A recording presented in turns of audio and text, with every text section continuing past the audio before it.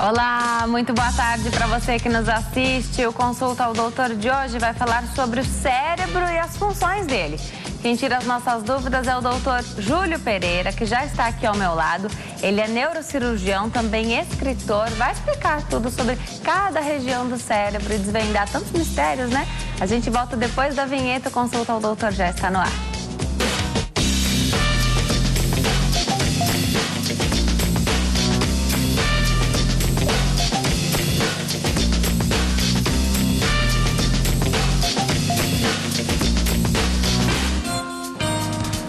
Olá para você que nos assiste de qualquer parte do mundo, o Consulta ao Doutor já está no ar.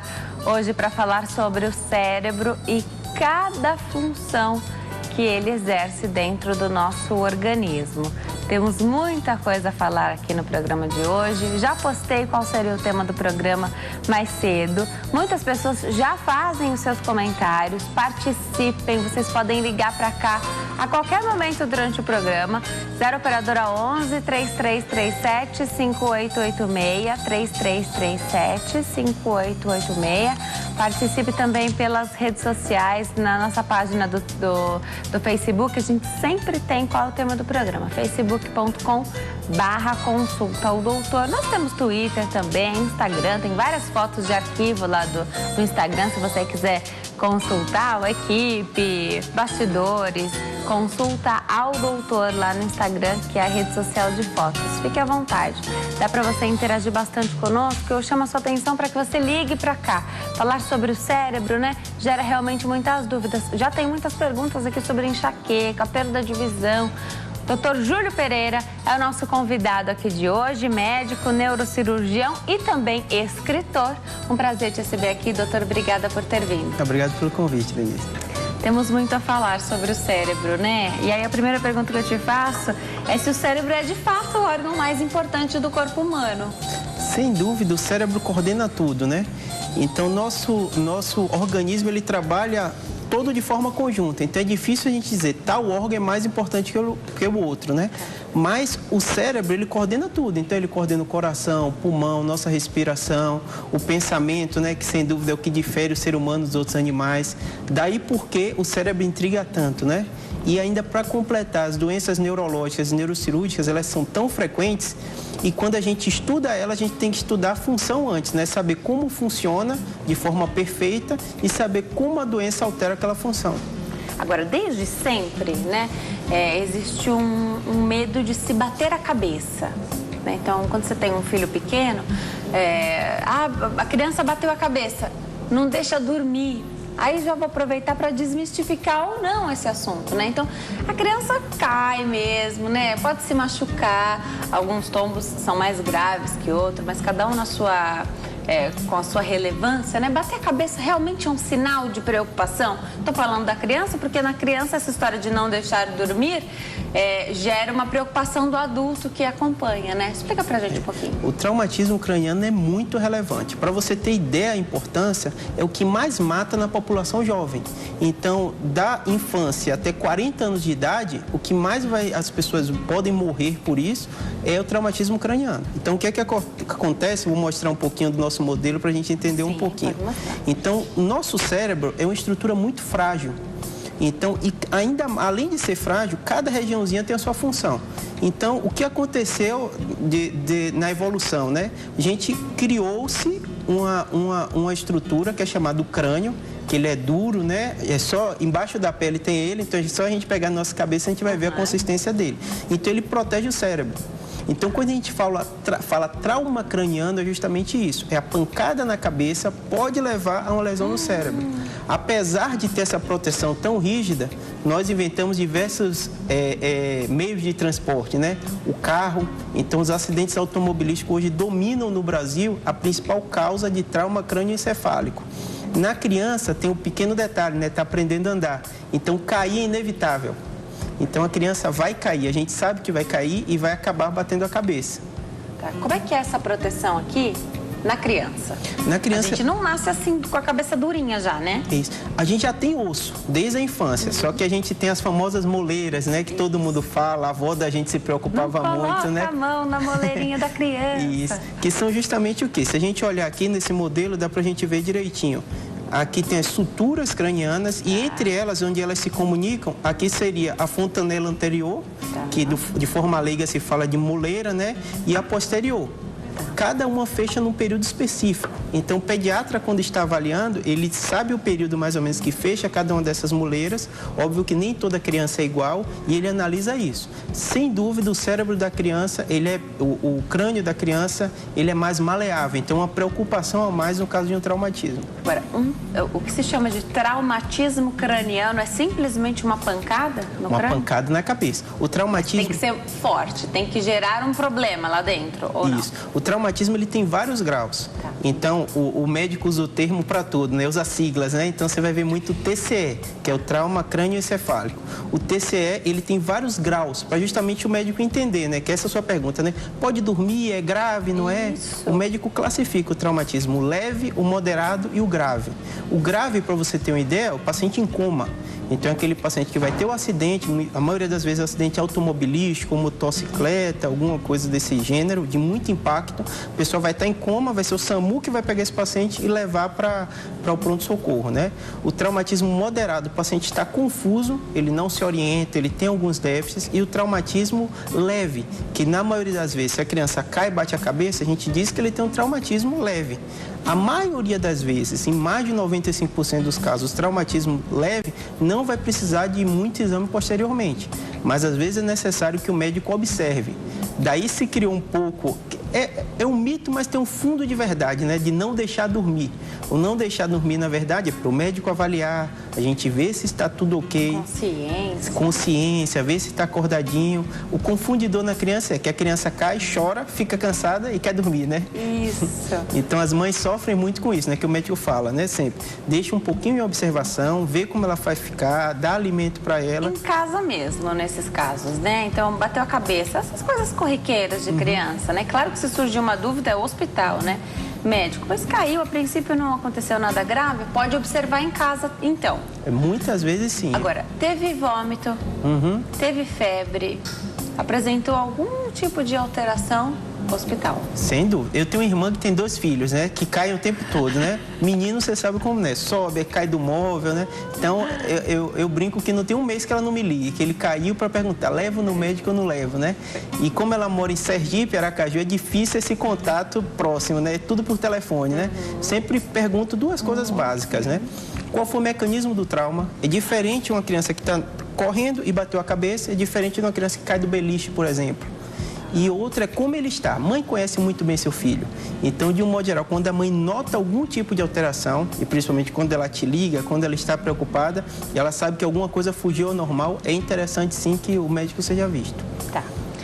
Você deu o exemplo da sua família, né? Sendo neurocirurgião, você deve ser bastante requisitado. Já já a gente fala mais sobre isso. Agora eu tenho uma telespectadora que está na linha, fala conosco de Passos, Minas Gerais. É a Maria. Oi, Maria, tudo bem? Oi, Denise, tudo bem? E você? Tudo jóia. Que prazer falar com você. Ai, Denise, você é muito linda, viu? Obrigada, Maria. Você é muito abençoada. Obrigada, querida. Fica à vontade, viu? Sempre um prazer. Ligue sempre que você quiser. Ainda bem que a gente conseguiu falar hoje. Ai, pode obrigada, perguntar. Denise. Faz tanto tempo que eu ligo aí, nunca consigo. Hoje eu consegui, glória a Deus. Amém. Hoje fica à vontade, então, para fazer a sua pergunta. Aproveite bastante esse momento, então. Ah, muito obrigada. Ó, minha pergunta é a seguinte. Por que uma pessoa saudável, que nasceu com tudo normal, nunca teve problema nenhum de saúde, de repente ela fica com atrofia cerebelar global aos 14 anos? Aos 14 anos. Anotei tudo aqui para o doutor explicar. Viu, Maria? Conheço pessoas de Passos, Minas Gerais, algumas pessoas que moram aí, outras que foram passar férias, né? Foram passar um período aí, assistiram aqui ao Consulta ao Doutor também, por isso hoje fiquei muito feliz com a sua ligação. Um beijo para você, Maria, e para todos aí de Passos, em Minas Gerais. Doutor, ela trouxe aqui uma situação diferente, né? Uma pessoa saudável, nunca teve problema nenhum, atrofia cerebelar. Isso. aos 14 anos. Isso. O que acontece? A maioria das doenças ocorrem desta maneira, né? Muitos pacientes, principalmente o sistema nervoso central, ele tem um desenvolvimento normal. Se a gente imagina que a média da população hoje é 80 anos, então a maioria das pessoas vão ter o desenvolvimento normal. Em um determinado momento da vida, um problema acontece. Primeira coisa que eu falo com ela é: todo mundo vai ter doença. Então, a gente tem que respirar fundo e ver dentro desse contexto e buscar as explicações, o porquê, e a partir desse momento, o que é que se faz. Nesse caso específico, muitas doenças dessas são doenças genéticas. As pessoas me perguntam quando tem algum tipo de doença genética, mas como assim? Meu pai e meu avô não teve? Muita doença genética ocorre de forma esporádica, uma mutação. Então, só aquele indivíduo tem aquela doença, e isso faz com que comprometa o cerebelo. O cerebelo, essa região aqui de trás, no modelo dá pra gente ver. Ah, esse de cor diferente aí atrás. Isso, mais um marrom e mais escuro. Tá. Essa região aqui. E o que é que ele é responsável, o cerebelo? Pela coordenação. Então, tanto pela coordenação como movimento fino. Então, se a criança com 14 anos começa a ter essa atrofia cerebelar, ela pode ter algum tipo de alteração nessa região da coordenação. O que eu orientaria a sua telespectadora? Número 1, ela tem que ter um neurologista acompanhando o caso. De um modo geral, percebeu esse sintoma, a partir daí fez o exame e deu o diagnóstico de imagem, né? O cerebelo dela está atrofiado. Agora a gente vai ter que partir para algumas perguntas, né? Que ela vai responder com o médico dela, né? O porquê isso aconteceu? É uma doença genética? Existe algum teste específico para se detectar essa doença genética? E a partir daí a gente vai tentar partir para a reabilitação. Então, o cerebelo cumpre essa função, mas nosso cérebro, ele tem uma certa plasticidade.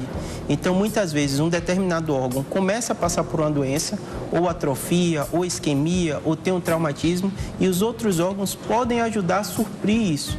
Então, ela vai ter que passar por essas etapas, né? Aconteceu o problema, a partir daí a gente identificar e passar para o tratamento.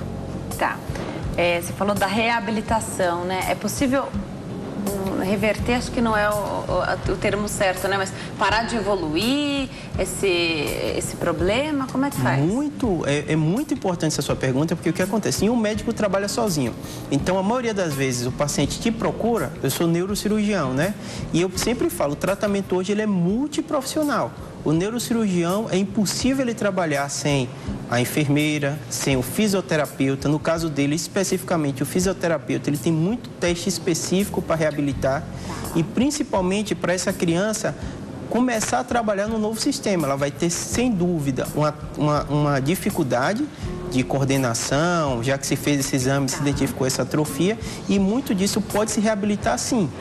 A pergunta de todo mundo, né, se isso é reversível, né, cada caso é específico. Então, ela tem que procurar o neuro dela, trabalhar, saber que o neurologista não vai trabalhar sozinho, vai precisar do fisioterapeuta, muitas vezes o fonoaudiólogo, muitas vezes o terapeuta ocupacional, que é o profissional que ajuda a criança ou adulto a se reabilitar nessa nova condição. Tá. Agora, isso acontece de repente ou começa, você falou do movimento fino, né? A gente não dá muito valor à nossa habilidade de fazer movimentos finos, então encaixar uma coisa ali direitinho, né? O simples fato de você escrever coordenadamente, né? Um cirurgião, por exemplo, tem habilidade extrema no movimento fino ali para fazer o seu trabalho, né? De repente, perde-se essa habilidade motora ou já alguém que perceba, assim, esteja sempre por perto, já vai perceber os mínimos detalhes? Porque sempre a gente fala que quanto antes perceber o problema, melhor é, né? Com certeza. Se tem o problema, quanto antes perceber, melhor. Isso, correto. Cada doença tem sua forma de apresentação. Te dá exemplos de doença aguda que a gente vai lembrar muito rápido, né? O AVC. Então, o AVC, de uma maneira geral, a pessoa está muito bem, de repente aparece sintoma. Então, é questão de segundos a minutos. O aneurisma roto também, geralmente, é segundos, minutos. Agora, algumas doenças, ela tem a manifestação lenta, de crescimento lento ou de modificação lenta. A atrofia cerebelar e algumas outras doenças degenerativas, de um modo geral, ocorre aos poucos. Então, às vezes, se demora a identificar isso como problema, já que a pessoa vai se readaptando àquela nova situação, né? E, às vezes, criança, ela não se queixa, né? Ela vai fazendo as coisas e criança aprende muito rápido, né? E vai dando possibilidades que muitas vezes a gente não percebe. Agora, a nossa telespectadora já perguntou aí do cerebelo, e aí eu pergunto do que é formado o cérebro, então. O cerebelo é uma das partes, é isso? É, sem dúvida. Então, o que acontece? O nosso cérebro, ele é formado por neurônios e células da glia. O nome é feio, mas basicamente são as células que dão suporte. Então, para cada neurônio, a gente tem mais ou menos 9, 10 células da glia. Essas células, elas dão suporte aos neurônios. E elas também têm função. Ela não só nutre esse neurônio, como ela também tem alguma função específica. Então, basicamente, o nosso sistema nervoso, o nosso cérebro, o nosso encéfalo é formado por isso. Pelos neurônios, pelas células da glia. Além disso, nós temos os vasos e tem algumas glândulas também, como a hipófise. Então, dessa maneira e é dessa forma que o nosso sistema nervoso é formado. Tá. Tem telespectadora na linha, é a Rosália, fala conosco de Caxias. Vamos ver qual é a pergunta da nossa telespectadora. Oi, Rosália, tudo bem? Boa tarde. Boa tarde, tudo bem? Tudo jóia, seja bem-vinda, falando conosco do Rio de Janeiro. Obrigada, viu? De nada, que isso, vocês são muito úteis aqui pra gente. A gente fica bem feliz, porque a nossa missão é mesmo levar bastante informação. Que bom ter sua companhia e agora a sua pergunta, né? Obrigada. De nada. Pode perguntar. Eu gostaria de saber que a minha mãe ela faz tratamento no INCA. Ela tem câncer no crânio. E os médicos falaram pra mim que está atingindo a meninge dela. Aí, ano passado, ela estava fazendo 70 anos. Ela estava mal, perdendo assim, não conseguindo andar, andando toda encurvada, não querendo comer. Hoje, ela vai fazer 71 anos, tem um ano. Ela tá bem, tá comendo, tá andando. Só que eu pergunto aos médicos assim, o que acontece? O que pode acontecer com a minha mãe? Os médicos não me explicam, são vários médicos, cada vez muda. Ela já está nesse tratamento do câncer há 12 anos. E a última vez, que foi no ano passado, eles deram 6 meses de vida a ela. Mas está fazendo um ano, né, que eles me falaram isso. E o que está acontecendo? O que tem a ver a meninge com câncer do crânio? Você poderia me dar essa informação? Obrigada, viu, Rosália, pela sua pergunta. A gente sempre aborda aqui, inclusive, os médicos que dão um prazo de vida, né, para os pacientes. Graças a Deus, eles têm errado em sua maioria, né? Porque eles não são Deus, não é verdade? Com certeza. Cada organismo é um organismo, né? A primeira coisa que eu falo antes de responder uma pergunta específica é que é difícil saber o detalhe de um caso, né? Mas a gente pode orientar de uma maneira geral e muitas vezes esclarece muitas dúvidas, né? Então, a primeira informação que ela deu foi sobre o crânio, né? Isso. Então, o que é que seria? Seria, a gente já falou um pouquinho, seria essa substância óssea que está envolvendo e protegendo o cérebro. Então, o cérebro estaria aqui dentro. Abaixo do crânio, o que é que a gente encontra? As meninges. Então, muitas vezes, se um paciente tem um tumor no crânio, se esse tumor for crescendo, ele pode invadir a meninge e, posteriormente, até invadir o encéfalo. Então, quando uma pessoa fala tumor, é um mundo de doenças. A gente já teve a oportunidade de falar sobre tumor cerebral, né? E quantas variações são, né, a gente vai falar de novo sobre isso. A gente vai falar. Agora, falar sobre um caso específico, a gente sabe que é difícil, né? Mas olha só, ela dá uma informação de que faz um ano já que ela tá ótima. E o médico anterior tinha dado 6 meses de vida para ela. Eu acho um absurdo dar o prazo de vida para a pessoa, né? Você também não concorda com isso? Com certeza que você escreveu. Tem um livro aí, Após um Tumor Cerebral também, né? Que o doutor escreveu, já eu mostro para você. A primeira coisa positiva nesse caso é que ela está acompanhada e muito bem acompanhada, né? Num serviço de referência nacional que é o INCA, né? Então, esse é o primeiro ponto, né? De cada tumor, prazo de vida, quanto tempo, primeiro aspecto mais importante é saber o subtipo de tumor. A internet hoje nos ajuda muito. Então, tenho muito paciente que eu opero, vem o subtipo de tumor, ele pega o resultado no papel, o anátomo patológico que a gente chama, coloca no Google e encontra aquela quantidade toda de informação, né? Tem um aspecto positivo que as pessoas começam a participar. E, na minha opinião, isso é essencial. Tá.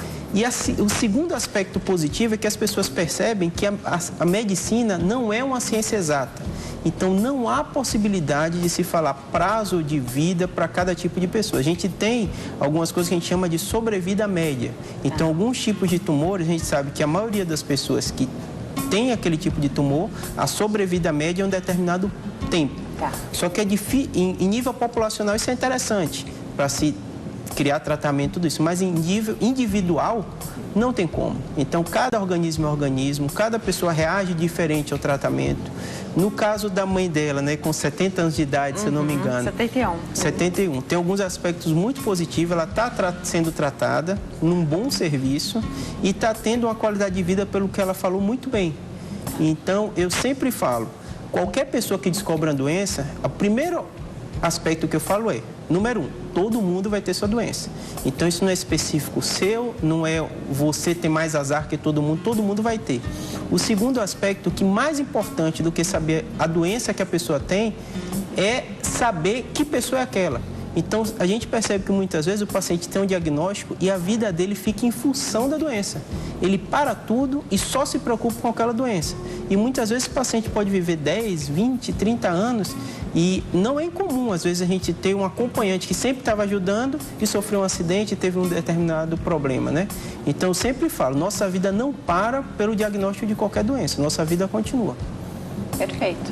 E tem que continuar, buscar sempre alternativas também. Ela está muito bem acompanhada, né? A gente sabe que é difícil ter o acompanhamento com um médico só, que seria, na minha opinião, o ideal, né? Porque aí você segue a conduta ali dele, da equipe, mas tendo esse respaldo, ele já te conhecendo, nesses 12 anos de tratamento, né? E como a família reage também. De repente, você dá uma informação na hora errada para aquela família, vai ser totalmente ruim para o tratamento, né? Porque a família inteira faz parte de um tratamento contra um câncer, né? A gente vai falar mais sobre isso daqui a pouquinho. Nós estamos de volta ao Consulta ao Doutor de hoje, falar sobre o cérebro e as funções dele no nosso organismo. Quem tira as nossas dúvidas é o Dr. Júlio Pereira, que é neurocirurgião, também escritor. Vamos então partir para como é que o cérebro é dividido. A gente observa aí na tua maquete, ele é bastante irrigado, né? Então a gente consegue ver essas linhas vermelhas aí. Queria que você explicasse um pouquinho pra gente também a divisão do nosso cérebro. Isso. Então, basicamente, um cérebro humano, esse modelo é do tamanho real, né? Então, ele tem mais ou menos 1,5 kg, o cérebro, numa pessoa de 80 quilos, então é 2% do peso corporal. E o interessante dele, você falou da vascularização, que são essas linhazinhas vermelhas, o que é que a gente observa? Apesar de ser só 2% do peso corporal, ele recebe 20% de toda a irrigação. Então, o cérebro, ele é muito irrigado. Por que ele é muito irrigado? Porque como ele tem muita função, ele consome muita energia. E para essa energia chegar em qualquer órgão, ele chega através do vaso sanguíneo. Então, daí a quantidade de irrigação. Aí a gente começa a entender algumas coisas, né? A gente aprendeu as funções do cérebro estudando muito doença. Então, quando a gente imagina, né, o acidente vascular cerebral, o AVC, que hoje no Brasil é a principal causa de morte, ele ocorre com frequência por quê? Um dos motivos é por isso. Nosso cérebro precisa de muito sangue. E se alguma desses vasinhos parar de chegar sangue, essa célula neuronal pode morrer e daí dá um sintoma. Um dos sintomas mais comuns que a gente percebe é a área motora, né? Então a pessoa perde o movimento do braço, não porque o músculo está fraco, mas porque o neurônio morreu. O músculo está intacto, só a única função, que é a mais importante, é que parou aí de exercer o princípio dela. E como não chega o estímulo, com o tempo aí a musculatura vai atrofiando, né? Mas no momento, logo que ocorre o AVC, a pessoa perde o movimento e se essa irrigação não voltar logo, a pessoa não procurar o médico e não conseguir irrigar isso de forma rápida, esse neurônio morre e a pessoa perde aquela função. Tá.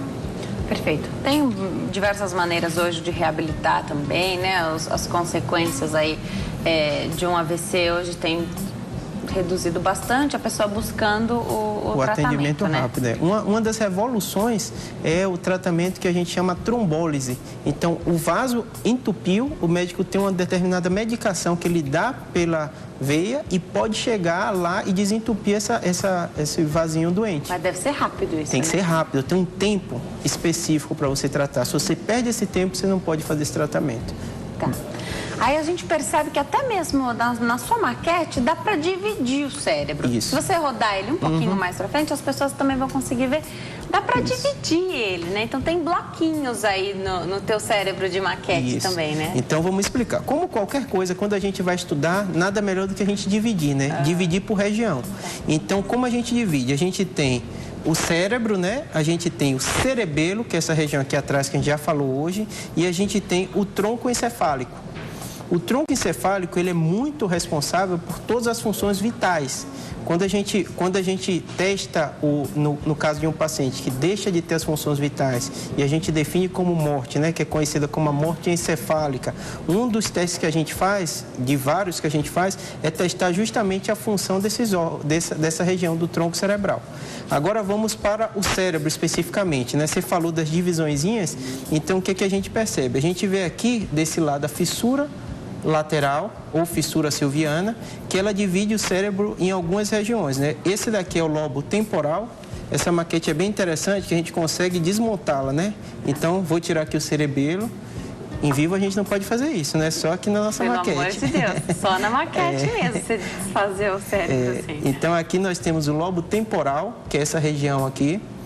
Essa região é muito responsável e tem sido estudado muito ela, porque uma parte dela é responsável pela memória. Então, quando a gente fala de memória, a gente fala de lobo temporal. Então, quando se estuda doença de Alzheimer, a gente estuda essa região e outra que eu vou mostrar. Aqui a gente vê a parte que é o lobo frontal. Esse lobo frontal, ele é muito estudado porque é muito relacionado ao comportamento. Para você ver como a medicina é interessante, né? Teve uma pessoa na Inglaterra, há muitos anos, há 2 séculos atrás, basicamente, que teve um acidente que um vergalhão entrou nessa região frontal. E o médico dele, que não era neurologista, era um clínico, ele observou que essa pessoa mudou o comportamento.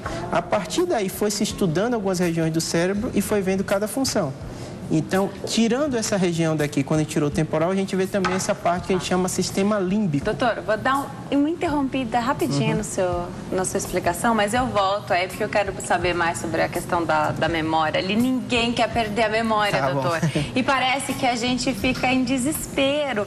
É o menor sinal de que a nossa memória falhou, está falhando. Às vezes nem é a questão do Alzheimer, em qualquer idade, pode ser um estresse. Enfim, a gente vai falar mais sobre isso daqui a pouquinho. Tem um telespectador que está na linha, é o Renato, fala conosco de Ferraz de Vasconcelos. Oi, Renato, tudo bem? Boa tarde. Oi, tudo bem? Boa tarde. Boa tarde. Em primeiro lugar, parabéns pelo programa.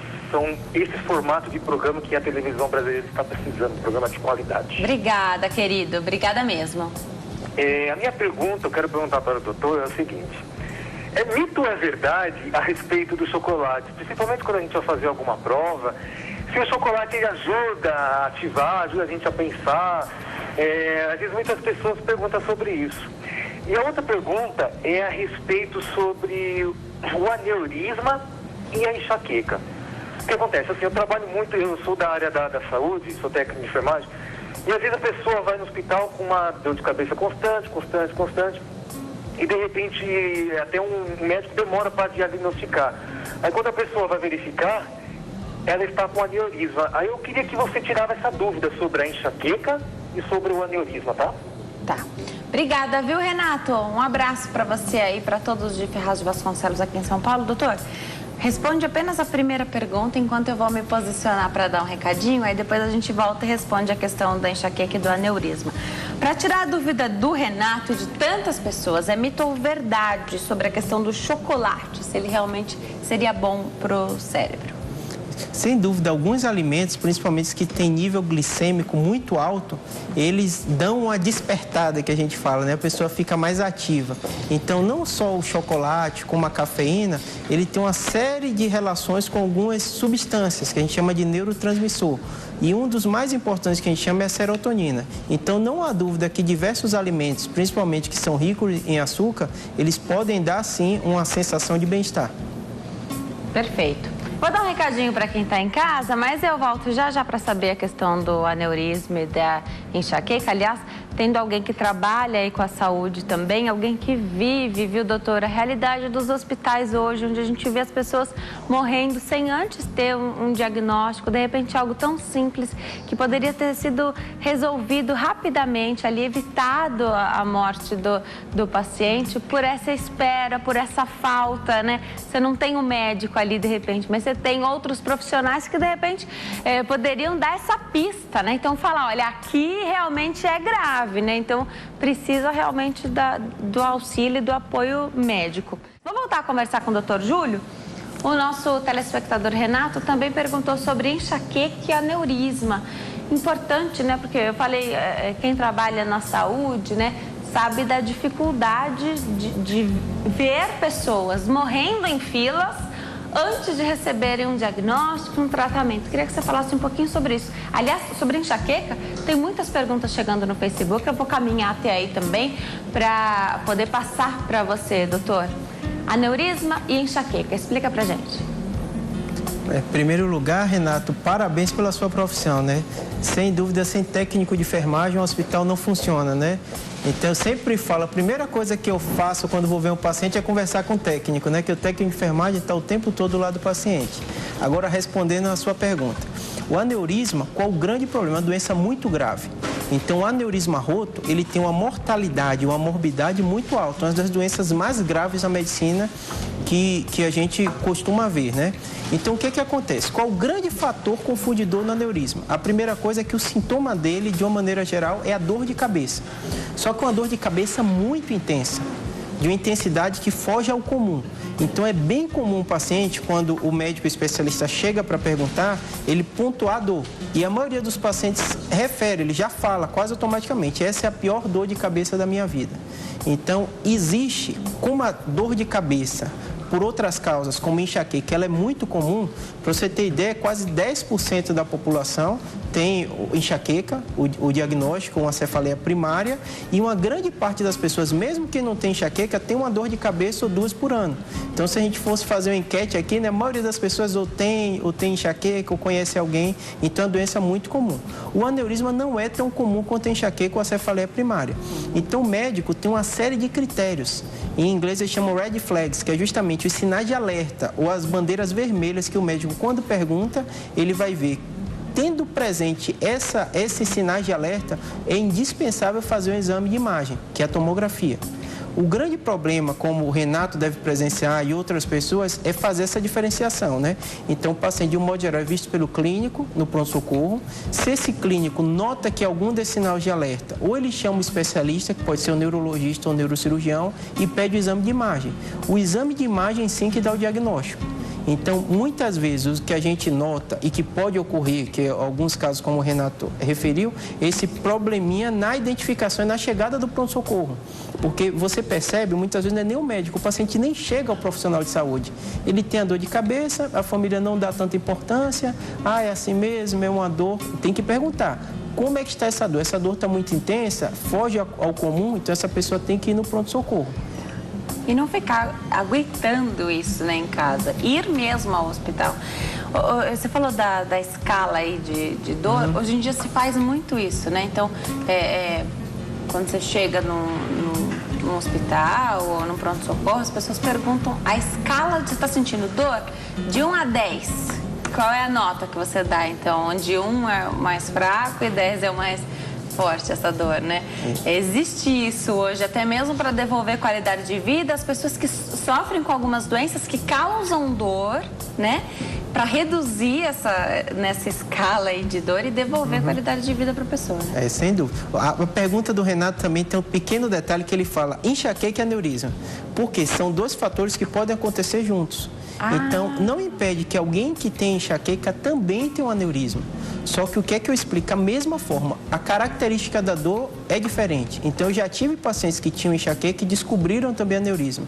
De um modo geral, quando há uma ruptura desse aneurisma, o paciente tem uma manifestação, um tipo de dor diferente. Outra pergunta que é muito comum no consultório, Denise, é: eu tenho dor de cabeça. O paciente tem uma dor de cabeça e chega, eu preciso fazer exame de imagem ou não? Então, alguém que sabe que tem um enxaqueca e pergunta, eu posso ter um aneurisma também? Então, hoje não há evidência que você tem que fazer triagem de angiorressonância, que é o exame que dá para ver o vaso, em toda a população. Tem algumas situações específicas, principalmente quem tem história familiar. Então, se a pessoa tem 2 parentes de primeiro grau que tiveram aneurisma, essa pessoa merece ser triada. Sem dor nenhuma, ela deve fazer o exame de imagem. Se for identificado o aneurisma, a depender da característica desse aneurisma, ele deve ser abordado. Tá. Você estava desfazendo aí, desmontando o seu cérebro, você chegou aí na parte da... Isso. Então, a gente tirou o cerebelo, né? Tiramos o lobo temporal, a gente falou um pouquinho das funções dele. E aqui a gente tem o sistema límbico ou o lobo da ínsula, que ele é muito responsável, o lobo da ínsula, por muita a memória e também pelo comportamento, pelas emoções. O lobo temporal a gente falou, o lobo, eu tenho que levantar um pouquinho, que é essa parte daqui, o lobo parietal e esse aqui de trás que é o lobo occipital. Cada regiãozinha tiveram neurocientistas que estudaram e definiram a função deles. Eu falei um pouquinho da parte frontal. Hoje em dia é muito interessante que a medicina evoluiu muito. Então, antigamente, como se estudava esses órgãos? Ou em animais ou estudo experimental, com cadáveres. Hoje em dia a gente consegue ter a perfeita noção do cérebro de cada um só com o exame de imagem. O exame de ressonância de imagem... É ressonância? Isso, é o exame que tem maior precisão. A tomografia ele é muito boa no caso do traumatismo e quando você quer ver parte óssea ou sangramento. Mas quando você quer ver o cérebro, você usa a ressonância. E para você ter ideia, Denise, ainda não está na prática clínica bem difundida, mas em pesquisa e vai chegar também para a prática clínica, a gente tem uma ressonância que a gente chama funcional. A gente pede para a pessoa fazer uma série de atividades e consegue ver como o cérebro está funcionando. Na hora, né? Na hora. Então, isso mudou toda a nossa forma de ver. Você pode pedir para a pessoa ler, falar, pode mostrar a imagem que tem algumas emoções e ver como isso funciona. Isso, sem dúvida, vai trazer nos próximos anos uma grande revolução na medicina. Agora, eu já recebi aqui diversos oftalmologistas e alguns deles, quando a gente chega num determinado ponto, eles falam, aí pode ser um problema... neurológico. Que parte do nosso cérebro cuida da visão? Isso, é justamente o lobo occipital. Tá. Então, isso que é interessante. A gente começa a falar de órgãos e eu assisto o seu programa, né? Você vê, você traz o oftalmologista, você traz o ortopedista, mas está tudo conectado, né? Por isso que é interessante os profissionais lidarem juntos. Então, o oftalmologista, ele cuida do globo ocular, ele estuda também a parte do nervo, mas num determinado momento isso vai para o encéfalo. Então, a gente consegue ver aqui, está bem pequenininho, não sei se vai conseguir pegar, aqui seria o nervo óptico, tá vendo? Nós temos dois, né? Isso. Eles são independentes ou em algum momento eles se juntam? Eles se juntam, tanto que se você ver aqui no nosso modelinho, a gente vê numa região que a gente chama quiasma, que ele cruza. Tá. Então, a partir daí, você vai ter outras fibras que vão dar origem e vão comunicar até essa parte aqui de trás posterior, que eu retirei, que é justamente o lobo occipital. Tá. Então, muitas vezes acontece, existem áreas que a gente trabalha muito junto. Então, o neurocirurgião, o neurologista, trabalha muito com o oftalmologista. A gente recebe muito paciente que o oftalmologista estudou o olho, estudou o nervo e falou assim, opa, está tudo normal, você precisa ver o neurologista ou o neurocirurgião. Já eu te pergunto que tipo de alteração esses pacientes em que para o oftalmologista está tudo bem, o que eles sentem, tá? Já sei me explicar isso. Tem uma telespectadora na linha, é a Alza, ela fala conosco de Dracena, interior aqui de São Paulo, né? Oi, Alza, tudo bem? Oi, tudo bem, Denise? Boa tarde, fica à vontade para tirar sua dúvida. Olha, doutor, minha mãe teve a maleita na gravidez. Eu nasci muito pequena e desde os 3 anos de idade eu tenho dor de cabeça. Depois dos 15 anos, depressão recorrente, que vai e volta, fibromialgia e uma dor de cabeça 24 horas. Ela não passa, nada faz ela passar. Já fiz a tomografia, já fiz a ressonância, não dá nada. O último exame que eu consegui fazer, que deu uma discreta sinusopatia e uma lesão esclerótica frontal sugestiva de osteoma, foi uma tomografia da face. O osteoma está na face. Ele tem 0,4 por 0,4 centímetros no osso frontal, que pode representar um osteoma, não significa ainda que está definido. Eu preciso saber por que dessa dor de cabeça, eu não aguento mais. Obrigada, Alza, pela sua pergunta, doutor. A gente já teve a oportunidade de fazer um programa aqui só sobre dor de cabeça. E eu que nem sofro muito com dor de cabeça, graças a Deus, são raríssimas exceções, assim, de até para contar nos dedos. Quantas vezes eu tive na vida, se houve um relato de alguém que sofre 24 horas por dia, você se coloca na situação da pessoa, né? Isso. Dor crônica é um problema muito sério e limita a vida da pessoa de forma completa, né? É difícil saber especificamente o caso dela, mas ela trouxe alguns elementos que dá para a gente falar e informar bem, né? A primeira coisa é que muitas doenças, elas são associadas. Então, muitos pacientes que têm dor crônica, a fibromialgia é uma das causas. O paciente que tem depressão também, muitas vezes o paciente, a gente muitas vezes fala que a própria dor crônica acaba levando o paciente, né? Ele não consegue fazer nada, ele está com dor o tempo inteiro, né? E para você ter ideia da importância desse tema, hoje em dia tem especialistas em neurologia, ou muitas vezes em anestesia, que se especializam. Eles são médicos da dor. Então, em muitos casos, você faz toda a investigação, então, ainda bem, graças a Deus, se afastou as coisas mais graves, não tem um tumor cerebral, não tem um aneurisma, não tem nenhum outro motivo, e esse paciente tem dor. Então, para o médico, o cérebro dela está normal, dessa pessoa está normal, e ela continua referindo dor. Hoje em dia, a medicina da dor evoluiu muito. Então, você tem uma gama de possibilidades terapêuticas. Muitas vezes é difícil o acesso à pessoa, a esse profissional, mas eu, como neurocirurgião e muitos neurologistas, muitas vezes eles esgotam a investigação, falou, não encontrei uma causa. Às vezes tem um osteoma, tem uma lesãozinha, mas que não justifica a dor. É um tumor ósseo. Tá. O oma lembra tumor e ósseo por causa do osso. Tá. Então, é uma alteração muito comum. Como os exames de imagem hoje estão muito frequentes, né? Então a gente vê com frequência no consultório uma pessoa que encontra o osteoma, é uma lesãozinha no osso, se não dá nenhuma alteração, não comprime, muitas vezes você só acompanha com exames de imagem, né? Óbvio que cada caso é um caso, é difícil falar de forma geral. Então, se a pessoa tem uma dor crônica, nada está melhorando, ela não deve sentar em casa e ficar assim, é isso mesmo, a minha vida é assim. Não, não.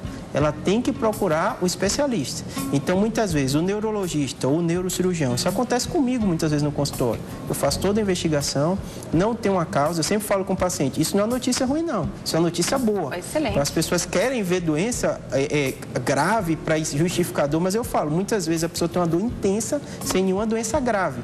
Mas só a dor, ela já é uma doença importante, porque limita muito. Então, ela precisa, sim, procurar o especialista dela, quem ela conversou, quem fez a investigação, para ele apresentar ela as outras opções. E muitas vezes o médico da dor pode ser o recurso para esse paciente. Perfeito. A gente vai para o intervalo, no próximo bloco tem mais explicações sobre o nosso cérebro, as funções, a gente volta já já. Nós estamos de volta ao Consulta ao Doutor de hoje, fala sobre o cérebro e as funções dele no nosso corpo. Quem tira as nossas dúvidas é o doutor Júlio Pereira, que é neurocirurgião, também escritor. Já já eu mostro os livros do doutor. Tem muita gente mandando perguntas e recados aqui na nossa página do Facebook. A Tamares Bianca, Edneia Américo, Juliana Magalhães, Adriana Matos, um beijo para vocês. Muito obrigada pela companhia diária e principalmente pela confiança, né? Doutor, você falou que muitos médicos trabalham em conjunto, né? Eu dei o exemplo aqui do oftalmo, então. Uma parte do cérebro que é também responsável pela visão. Quando está tudo ok para o oftalmo, o paciente ele está se queixando do quê? O que pode ser? Que alteração pode ser essa? Isso. De um modo geral, algumas alterações são difíceis de ser descritas pelo paciente, né? Então, o que a gente ouve muito? Minha visão não está normal, minha visão está embaçada, eu estou com alguma dificuldade para ler, a luz pode estar incomodando muito. Então, quando você tem essas queixas, a primeira coisa que a gente faz é mandar para o oftalmologista. Eu brinco que o olho não é só a janela da alma, não, é a janela do cérebro também. E o oftalmologista faz uma série de testes, né? O campo visual, para ver se tem alguma alteração do campo, se a pessoa está vendo tudo corretamente. Ele faz o fundo de olho, dá para ver diretamente esse nervo por esse tipo de exame. Muitas vezes ele pede um exame específico, que é a retinografia, ele vê se a retina do paciente está tudo ok.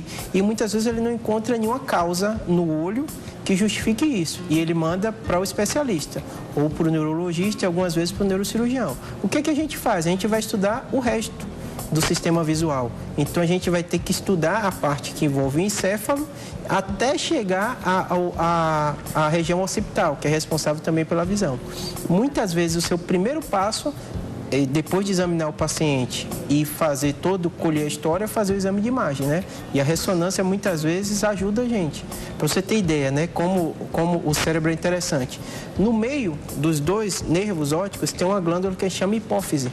E um tumor da hipófise, que é o terceiro ou quarto tumor mais comum do sistema nervoso central, se ele cresce muito, pode comprimir o nervo.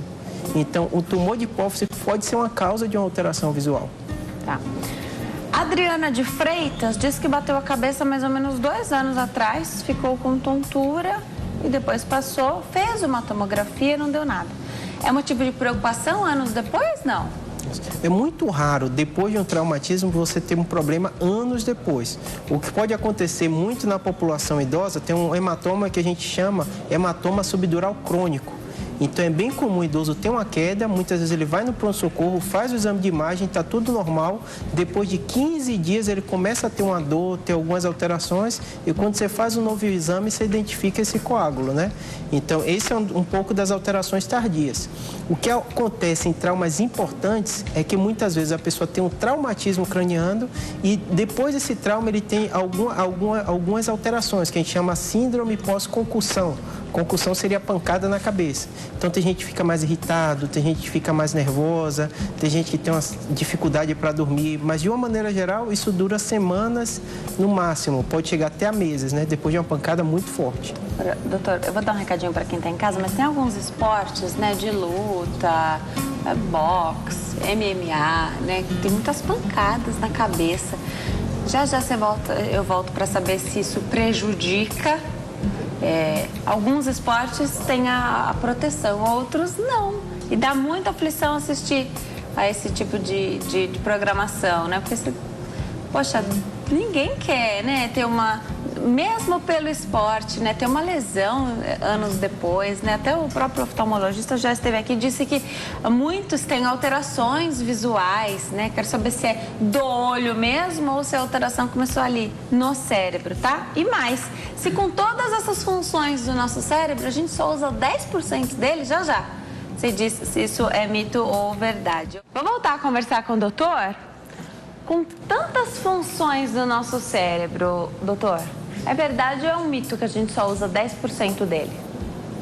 Esse é um mito muito bem difundido, né?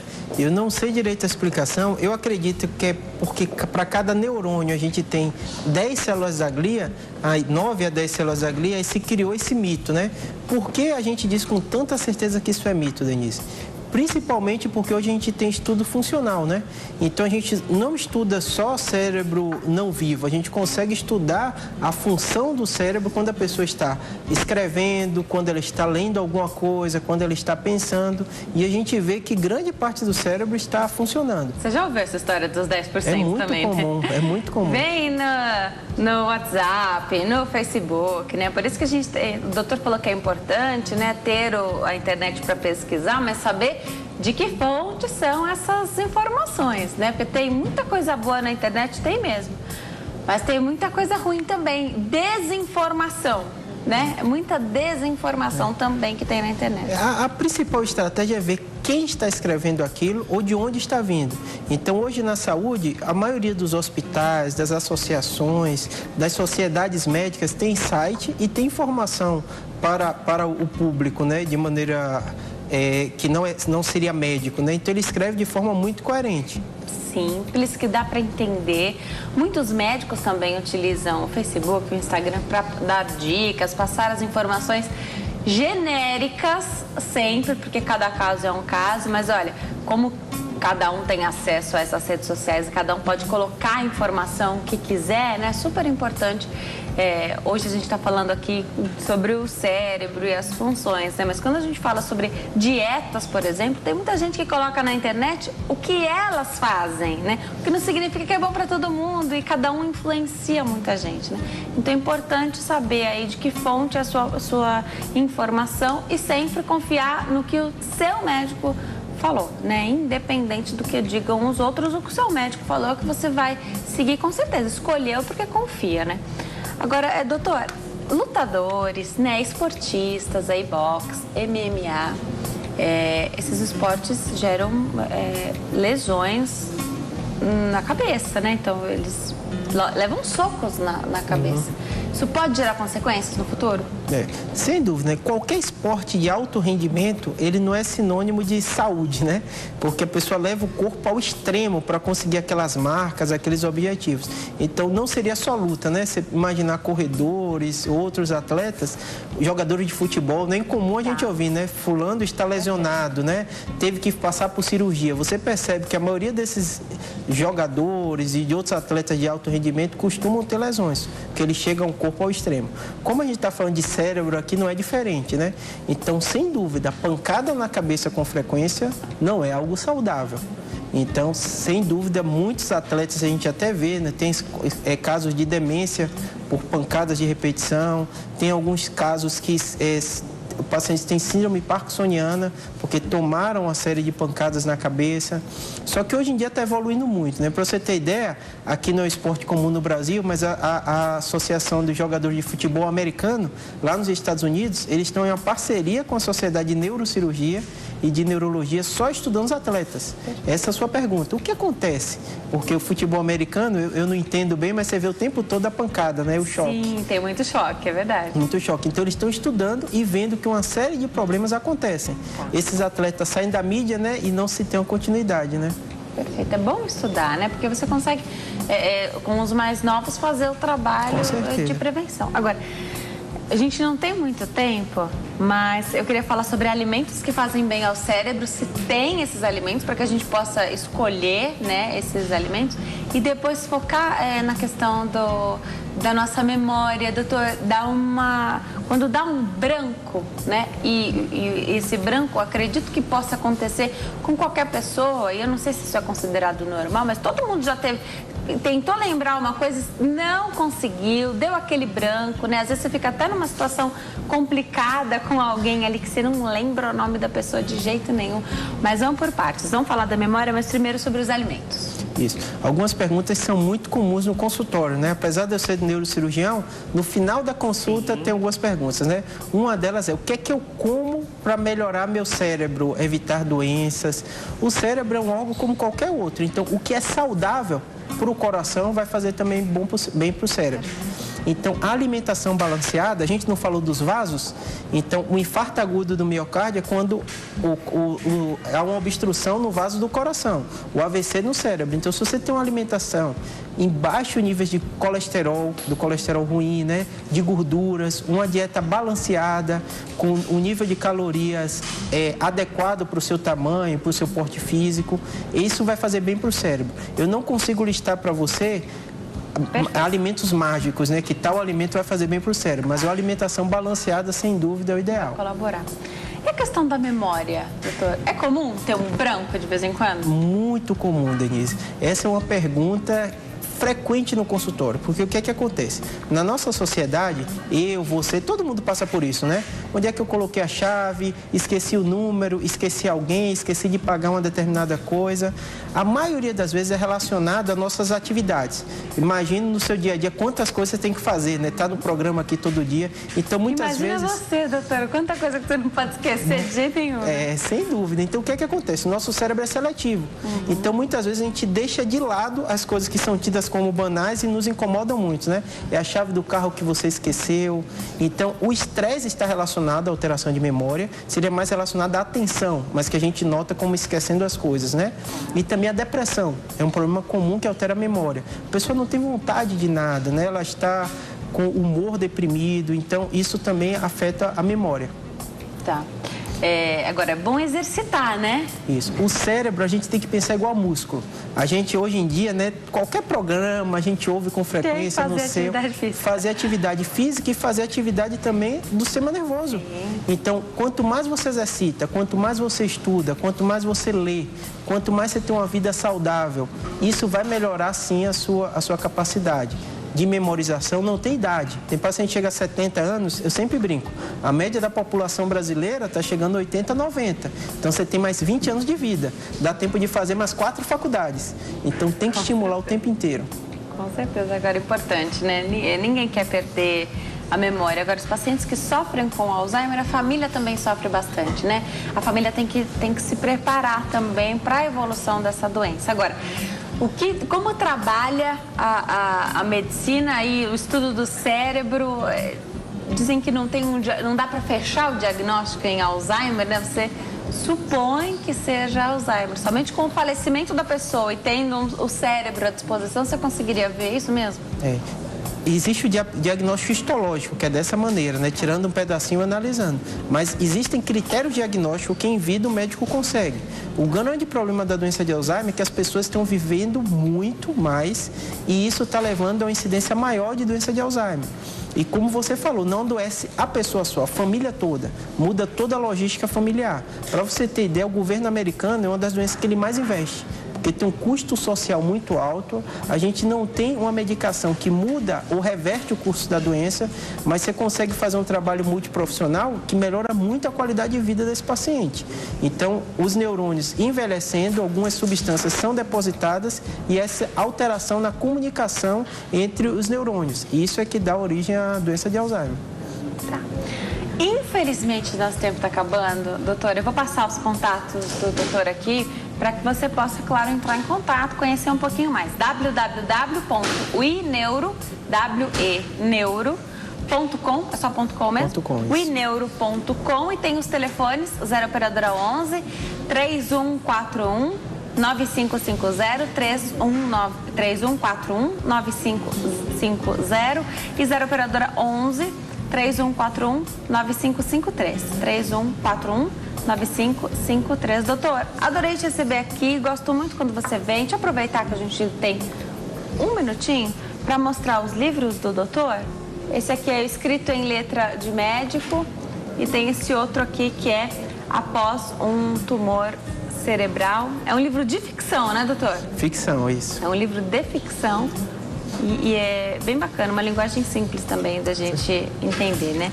Muito obrigada, volte sempre. Obrigada por ter trazido aí as suas maquetes aí do nosso cérebro, do nosso crânio, porque realmente é muito difícil, né? A gente conseguir entender o que tem aqui dentro, né? Com certeza, mas cada dia as pessoas estão entendendo mais, né? Você vê pelo nível das perguntas do seu programa, né? As pessoas sabem o diagnóstico, sabem o que tem, lê, então o grau de informação está ficando cada vez melhor.